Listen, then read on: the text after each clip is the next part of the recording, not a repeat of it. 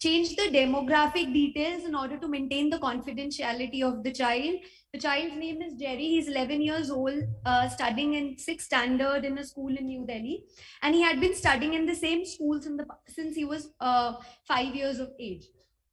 So this time, why the child came to us, so that day, the need for referral was he was experiencing disobedience in school, aggression and stubbornness at home.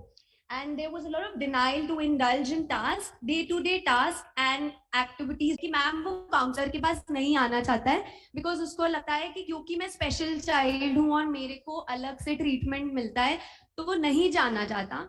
तो but फिर भी मैं आज उसको लेकर आ रही हूँ because मैं बहुत परेशान हूँ, स्कूल से बहुत कंप्लेंट्स आ रही है. So the child came to us and I had an idea कि बच्चा रिलक्टेंट है और वो नहीं बैठना चाहेगा, वो नहीं शेयर करना चाहेगा. Of course when it is ADHD, हमको पता है attention deficit going around the chair. So he was impulsive in answering also when I was asking a few questions. But then कुछ questions which were specifically related to school और teachers के साथ हमने एक form दिया, उनको interact करवाया. So they said कि मैम इसको तो behavioral problem है, बहुत arrogant है, जिस भी बच्चे के साथ इसको बिठाती हूँ वो purposely उसको टच करता है, तो मेरे को इसको अकेले ही बिठाना पड़ता है. So a sense of aloofness and loneliness the child had already been experiencing in school. Now when the family history was attained, adding to it, both the parents are doctors, very well-renowned doctors in Delhi. And the father mentioned that he also felt, though he was not diagnosed, but he felt कि उनको भी learning disability था, and that got better with time. And there are 3 siblings, elder 2 sisters. One of the eldest sisters, she's also pursuing her MBBS. And he's the youngest in the family. He has always been very pampered and overprotected by everyone. So now when we started working with the child, when we got this entire information, we got to know that the child had, since he was diagnosed earlier, ADHD had been diagnosed 3 years back. So he had been regularly taking intervention, occupational therapy and special education the child had already been taking. And that he was aversive to the idea of therapy. So as I said, we started just with the rapport building and play therapy techniques. Also during the session, as I said, we noted a lot of reluctance in engaging the task. अब a normal जो किसी बच्चे को अगर ADHD होगा तो वो शुरू कर लेगा, we know, वो खत्म नहीं कर पाएगा task. You know, they have difficulty in sustaining their attention to a task or organizing, which is right. But with this child, additionally, what we noticed was that the moment he used to feel कि ये अब हो नहीं रहा है मेरे से, वो छोड़ देता था. या पहले ही कुछ भी हम उसको नया ऑफर करते थे तो he used to say कि नहीं नहीं ये मेरे से नहीं होगा. He was only comfortable with a few set of things. आप उसको वीडियो गेम से रिलेटेड कुछ पूछ लो, sports he had a very good knowledge about it. But again lately basketball वो खेलता था, but he had stopped going there. Why? Because वहाँ पे भी any sports involves discipline. You know, it involves that you have to play in a team. और वहाँ पे भी उसके साथ मुश्किल होता था, so he had stopped going and playing that basketball as well. So, and this child, he had been specifically been a recipient to a lot of negative reinforcement and social rejection. Now we know with ADHD, impulsivity comes, hyperactivity comes, but this has been tagged and labeled as कि इसका behavior ही ऐसा है, ये सुनता नहीं है, ये जान के stubborn है, ये तंग करता है सबको, which kind of becomes more difficult for us to deal with, which impacts acceptance levels of a child and self-esteem. So then we did certain tests, draw person test and child apperception test. And these were the, we noticed that there was feeling of insecurity and low self-esteem there. So then एक speech sample लिया गया where we discussed with the child. तो उसने भी यही बोला कि मेरे को तो बहुत problem है, मैं सबको तंग करता हूँ, मुझे पढ़ना अच्छा नहीं लगता. एक ही sense of achievement था उसमें, was video games. So short term therapy goals में हमने we decided कि इस बच्चे के साथ emotions identification करना बहुत important है, so that he starts naming his emotion, so that he starts accepting them, that it's okay even if we feel angry. Attention building, self control. So attention building भी हमने अलग अलग चीजों से किया, like beat the clock, self control techniques पे work किया. Inculcating a sense of belongingness within the family was very important. Self-worth in children, because किस तरीके से हम उसको praise कर रहे हैं, किस तरीके से हम उनसे बातें कर रहे हैं, वो उनके beliefs about self, world and the others बनाएंगे. तो वो हमारे as caregivers, we as an adults have a lot to do in that. So thank you so much, everybody, for patient listening. Thanks a lot. Thank you very much. You have made good presentation. You have tried to cover all the stakeholders, and you have already planned certain activities for each stakeholders. Thank you very much. Thank you, sir. Now I will request Dr. Alka Sanjay Kohle. Kothe.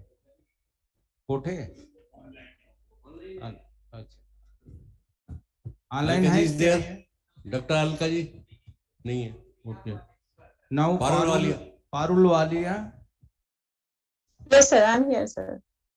Okay, this is Paru Walia. Yes sir, yes sir.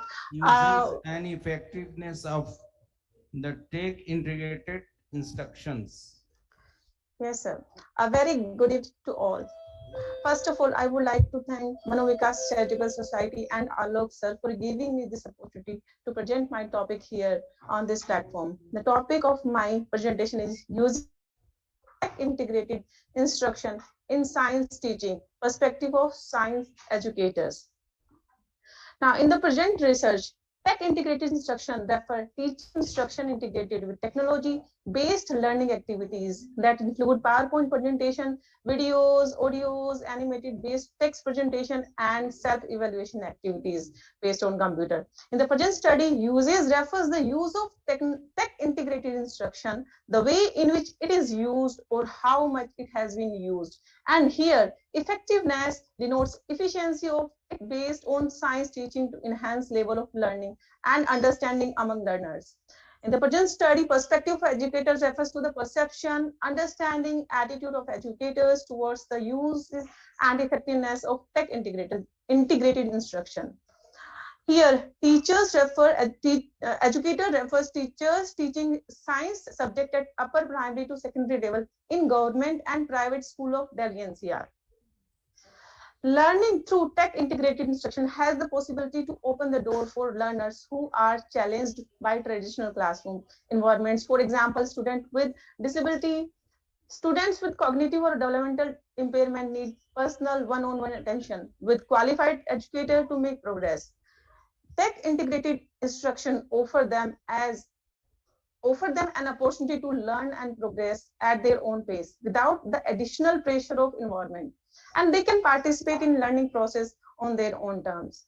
Tech integrated instruction can cater the need of students with learning disability who deficit in various domains, for example, cognitive, memory, language processing, and perceptual domain.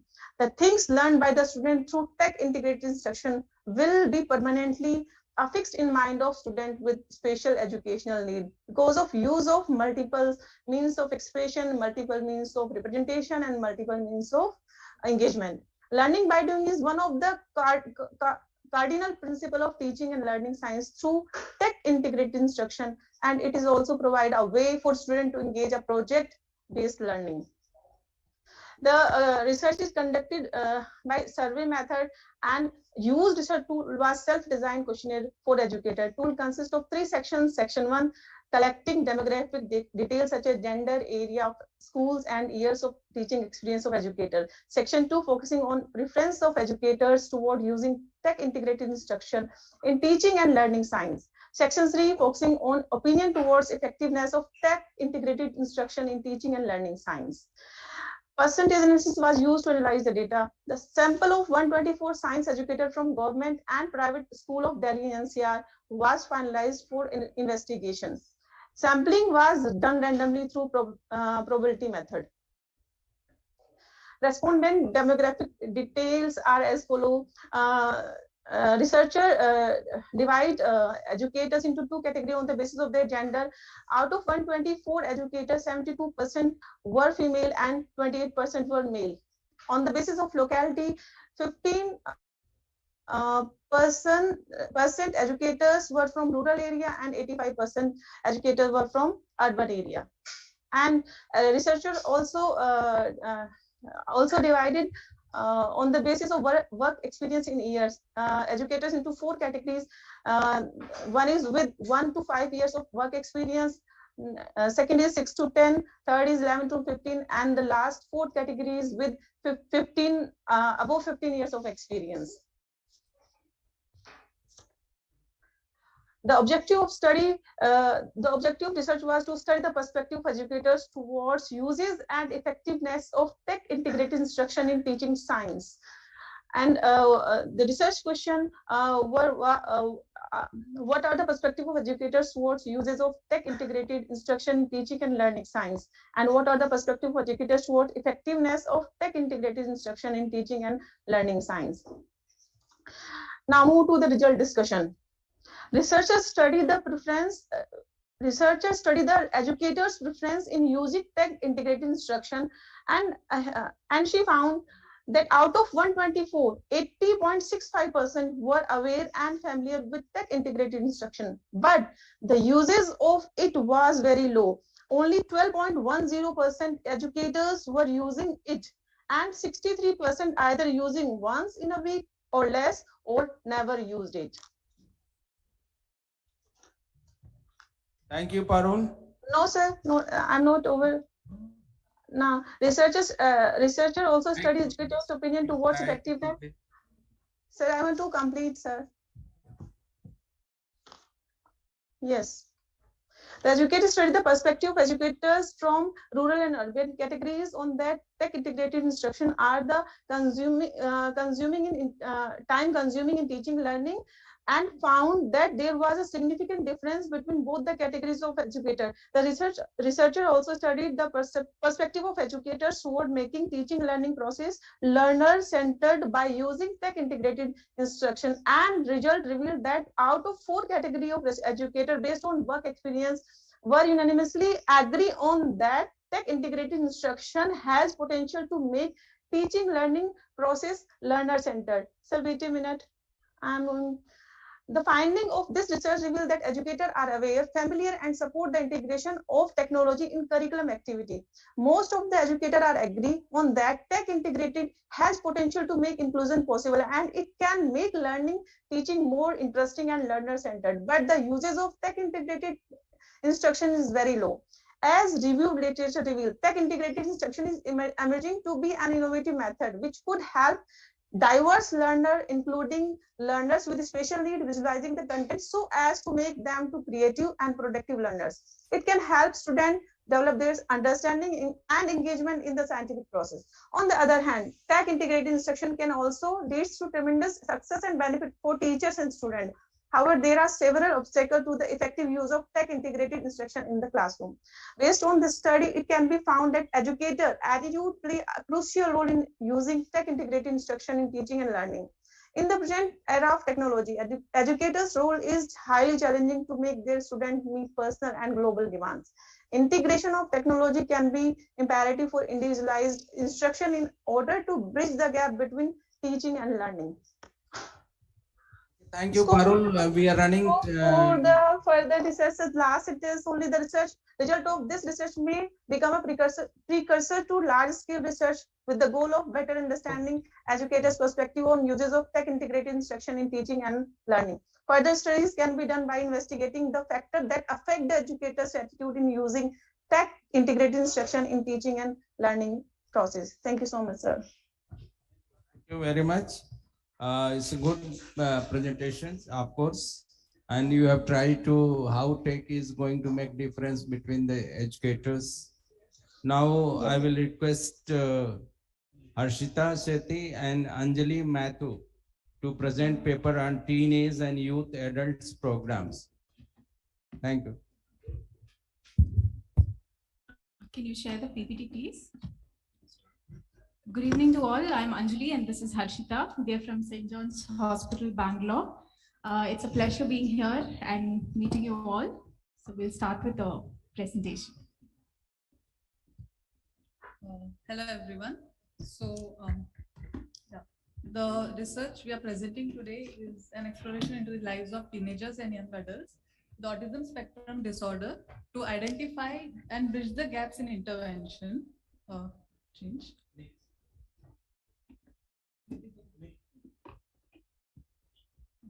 So I'll start the introduction by telling something about CARAD. So CARAD is a Center for Advanced Research and Excellence in Autism and Developmental Disorders.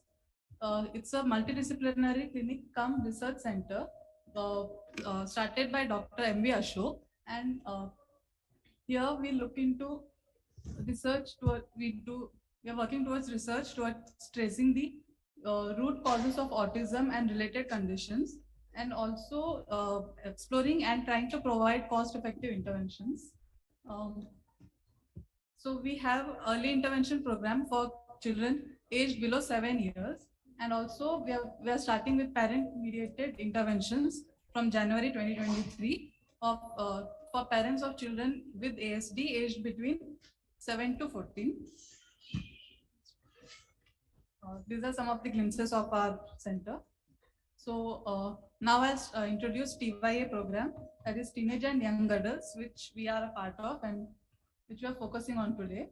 So it is a exploratory research to understand in depth about teenagers and young adults with, in the spectrum. As we know, it's usually a challenge for anyone to transition into adulthood and their families, but it is particularly difficult for individuals with autism. And like there are a lot of interventions available for children aged like below 13, but there is a gap in treatment services for teenagers and adults. So we are focusing on that with a multidisciplinary team consisting of a psychiatrist, psychologist, and clinical social worker. So the methods of a study, it's an operational study and with current participant number of 36 participants. And the inclusion criteria are as follows. And the participants have been recruited from St. John's Medical College Hospital. And the first step includes detailed intake consisting of the socio-demographic details and their diagnostic and treatment history and details about the families. Okay, so we start with a 3-level assessment. That is, we have clinical assessments, and a detailed intake is taken from families, followed by a home-based assessment. We go to their homes and we study in depth their functioning, family functioning, and their problems that they face. Then we have a community-based assessment where we take these teenagers and adults into the community to see how they function outside. So the question of why a 3-level assessment is required takes us back to an early study that was conducted in St. John's in association with a couple of other organizations, where we studied teenagers and young adults with pervasive developmental disorder. And after the survey was done, most of the parents who participated in it were very unhappy about the findings, which resulted in the investigators not even publishing the results of that survey. And it was planned even back then in 2008 that this program would happen in St. John's and will be in depth so that such an issue does not happen again. So moving into results and discussion. So among the 36 participants we have at present, 10 of them are female and 26 are male. All of them aged between 18 to 36. So the data collected underwent an initial coding, and which were independently sorted, and groups were grouped into themes. So the first theme I'll be talking about is education. As we can see, most of them did not receive any kind of formal education. And next to that, we can see that a very significantly low number of participants got their pre-university higher educations, bachelor's and bachelor's completed. And also the out of all of them, only 2 of them are employed right now.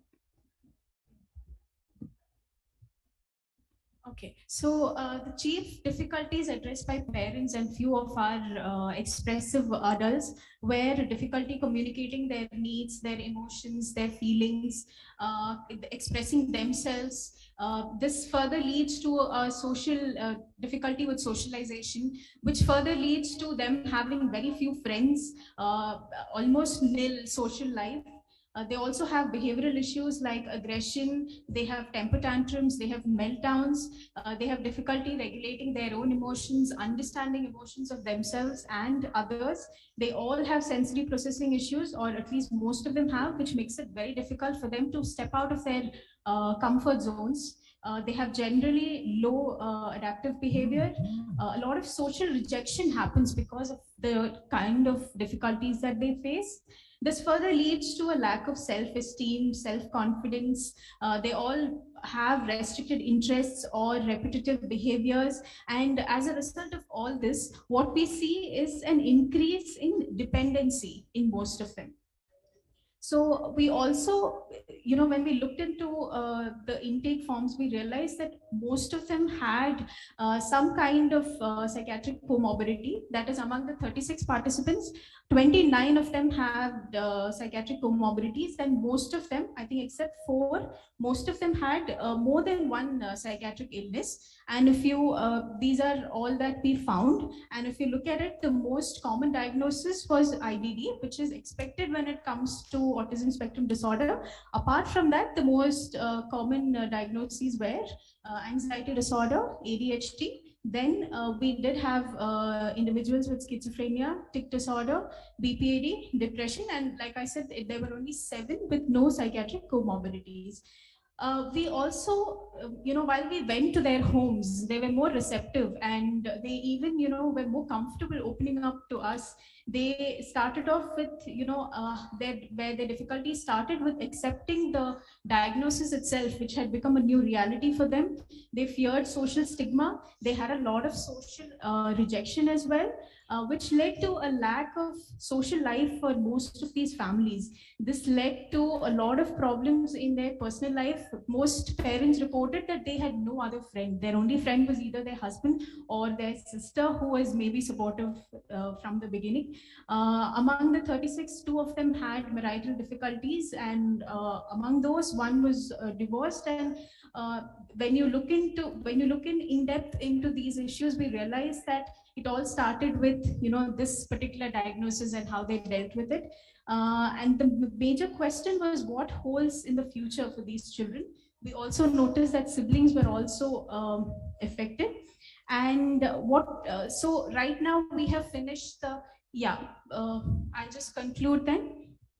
Okay, so what we found from our study basically is that we need to accept that ASD is a lifelong disorder and not just something that needs to be looked at as a childhood disorder, which means even teenagers and adults need help. There's a lack of awareness, and there's a need for assertive outreach for adults with ASD and various stakeholders is much needed service.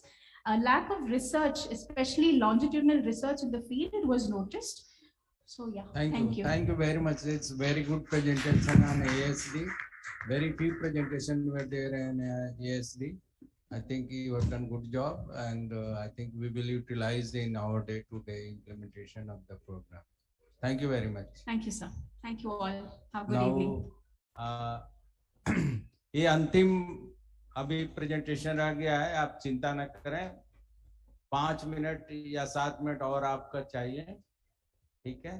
तो अंतिम presenter हमारे बीच में already मौजूद हैं, और ये हैं अपराजिता शर्मा जी, जो PhD स्कॉलर हैं लेडी इरविन कॉलेज से, और आप बताएंगी analysis of accessibility of the mobile phones, जो आज की बर्निंग टॉपिक्स है, applications, promoting mental health literacy. Yes. Thank you so much, sir. Thank you. Good evening, everyone. I know that I am the last presenter, and I'm sure I'm not going to keep you all for very long.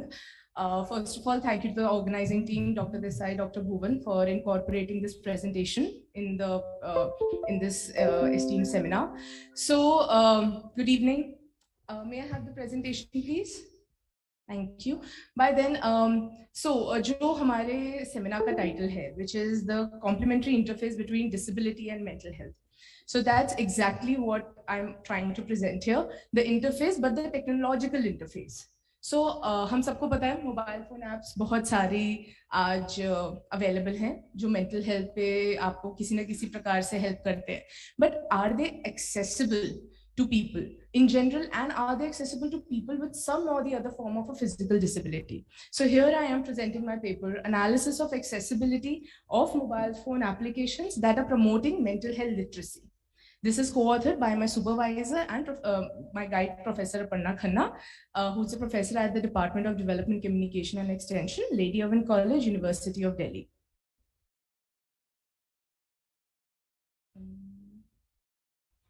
Is this not working?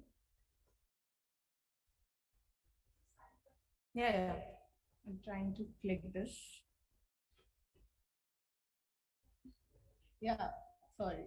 Yeah, thank you. So I'm not going to go into a lot of details for this. Since morning, we've been talking about how disability and mental health are related. The stigma, the discrimination, the challenges people with disability face each day. But what I'm going to talk about is what mental health literacy is. Jom in 1997 told us what mental health literacy is, which is the knowledge and attitudes regarding mental health that aid in recognition, management, and prevention of mental health issues. So there are 7 attributes of mental health, which is basically knowing ways to seek mental health information, ability to recognize specific mental disorders, knowledge of the risk factors, knowledge of causes, knowledge of self-help strategies, knowledge of what available professional help actually exists, and the attitudes that promote that recognition. There have been numerous studies since 1997 that have been done that the increase of mental health literacy leads to a more open conversation about mental health. It reduces the stigma around mental health. And moreover, when this reduction of stigma and open conversation happen, the increase of awareness happens. Awareness increase hota hai, demand of services जो already existing hai, उनको increase किया जाता है, which ultimately leads to to a society that is more sensitive to what mental health is. Which brings me to the mobile phone apps. Now we are living in a world, especially in the last 2 years, before 2 साल से पहले जब Covid नहीं था, ये चीज से बात करने में हमें थोड़ा सा टाइम लगता था, बट 2 साल में हम सबने सीख लिया है कि टेक्नोलॉजी, मोबाइल फोन्स कितने जरूरी हैं आज के समय में. एक cautionary warning, mobile phone apps are not here to replace the existing professional. Mental health professional को replace नहीं किया जा सकता. What they are trying to do is trying and bridging the gap that exists between the mental health professionals and the people who need that help. So here we are trying to understand that barriers such as geography, barriers such as treatment cost, barriers such as I don't want to talk to person, confidentiality, उस सबको mobile phone apps bridge करने की कोशिश करती हैं. Which brings me to the objectives. Here I'm presenting the part of my PhD. It's an ongoing PhD right now, which will talk about, we are analyzing the select mobile phone applications on mental health literacy, उनके content और design को, and साथ ही साथ यहाँ जो मैं present करने वाली हूँ is from an accessibility point of view. So it's a descriptive research. Purposive sampling को use करते हुए 30 mobile phone applications have till now been identified. Google Play Store से इन apps को choose किया गया था because A, Android users maximum है हमारी country में, and B, maximum mobile phone applications actually Google Play Store पे ही available है. So keeping that rationale in mind, 30 mobile phone applications have yet been identified which are free to download. इस पे आएंगे थोड़ी देर में. They are only free to download.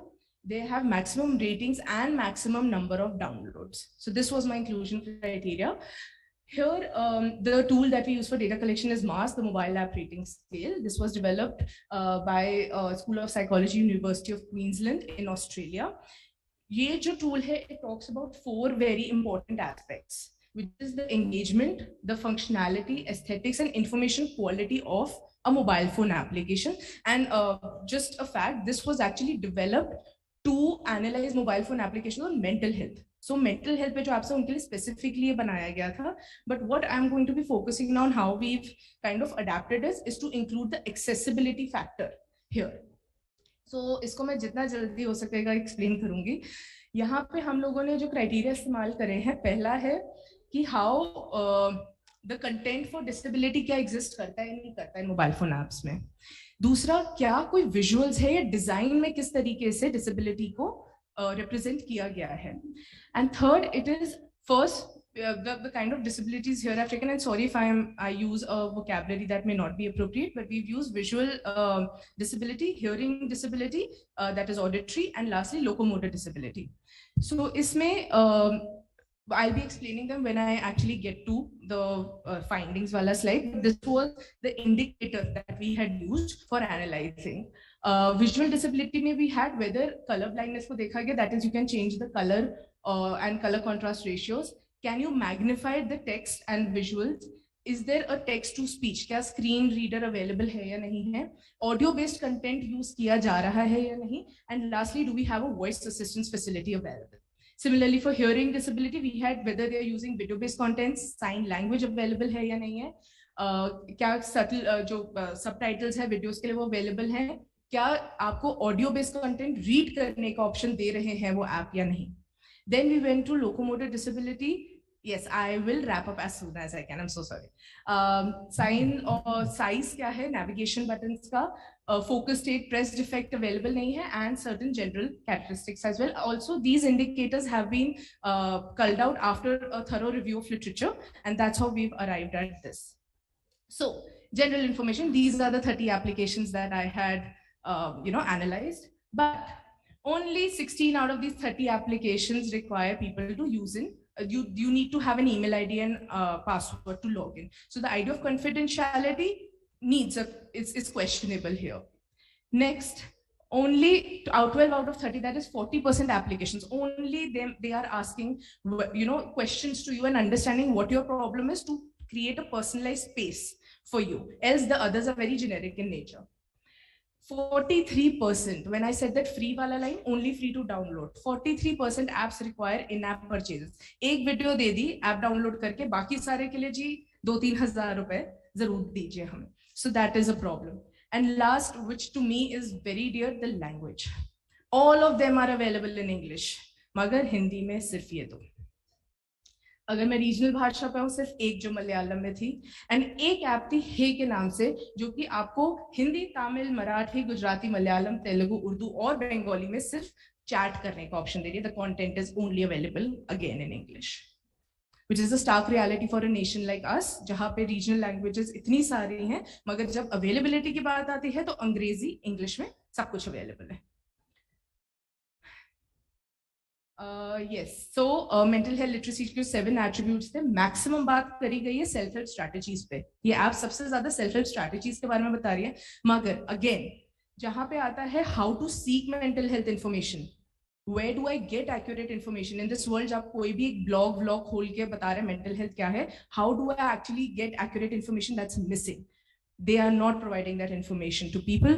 And now accessibility. Only one application talking about intellectual disability.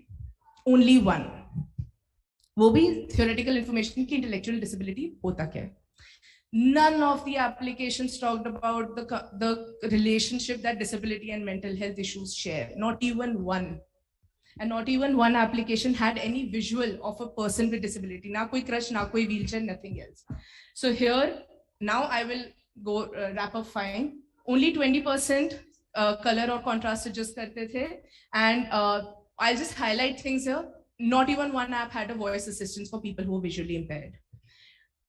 Hearing impairment, 20% जो video based content है, 13% जिसमें subtitle थी, एक भी sign language में available नहीं. Locomotor disability, surprisingly good.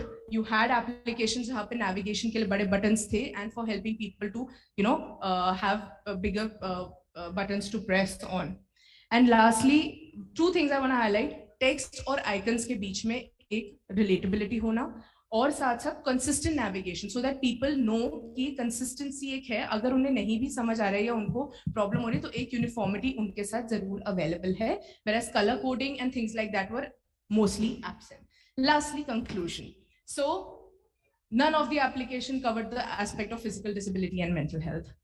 Language only limited to English. Socio-cultural context से relatable visuals थे नहीं. Orange hair, white skin. Those were the visuals that were available. In-app purchases, that is और पैसा देकर आप free में download करा लीजिए, but access करने के लिए actually आपको पैसा देना बहुत जरूरी है और वो भी बहुत ज़्यादा. And lastly, the accessibility features that we are talking about for different physical disabilities were more or less absent except for the ones for specific locomotor disabilities. And with this, thank you so much. And these were certain references that I used for this. Thank you. Thank you, अपराजिता जी. काफी अच्छा आपका presentation रहा और इससे एक innovation भी आया किस तरह से हम टेक को यूज करें और कहाँ और कौन से ऐप अवेलेबल हैं और उसकी क्या एनालिसिस है और कौन यूज कर रहा है, डिसेबिलिटी में कैसे उसका यूज हो रहा है. एक पॉजिटिव एंगल आपने यहाँ पर दिया है नहीं तो आजकल तमाम इश्यूज इमर्ज हो रहे हैं कि मोबाइल बिगाड़ रहा है बच्चों को, मोबाइल से काफी सारी परेशानियां आ रही हैं. So good that we will learn and we will try to educate our families, how to use this. Thank you very much. Thank you so much. Thank you. Gupta ji बस समाप्त. करीब मैं बता दूं कि मेरे पास 10 प्रेजेंटेशन हुए, ये बहुत ही अच्छा रहा और 11 में से 10 का प्रेजेंट होना और प्रेजेंटेशन करना बहुत अच्छी बात है. सभी को मैं अपनी तरफ से विशेष रूप से धन्यवाद करता हूं कि उन्होंने अच्छे डिफरेंट इश्यूज पर, जो PIDD का है, PMI है, मेंटल हेल्थ इश्यूज हैं, टेक्नोलॉजी के ऊपर है, ASD के ऊपर है, केयर के ऊपर है, बहुत अच्छे इन्होंने नए इनोवेटिव आइडियाज दिए, प्रेजेंटेशन दिए हैं. सभी को धन्यवाद. और मुझे लगता है कि जब आपके पेपर्स को एक बार पढ़ा जाएगा मनोविकास में, उसको देखेंगे तो एनालिसिस और भी अच्छी होगी. उसके सार क्या है, उसका अर्थ क्या है और कैसे हम जीवन में उपयोग में ला सकते हैं, कुछ सीख पाएंगे. और शायद आपको भी इससे एक मोटिवेशन मिलेगा कि आगे चल करके मनोविकास जो ये कार्यक्रम आयोजित कर रहा है, इसका कैसे रिजल्ट में इसका प्रयोग किया जाए. धन्यवाद.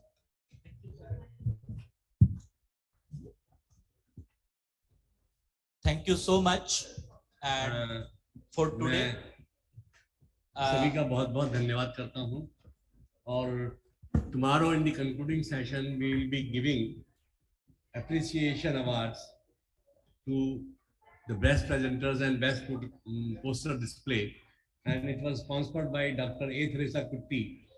She retired from National Institute for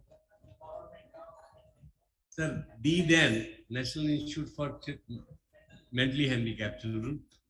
Now the National Institute for Empowerment of Persons with Intellectual Disabilities. तो ये कल हम आपको देंगे और कल पुनः 10 बजे हम लोग फिर मिलते हैं. धन्यवाद for today. Thank you.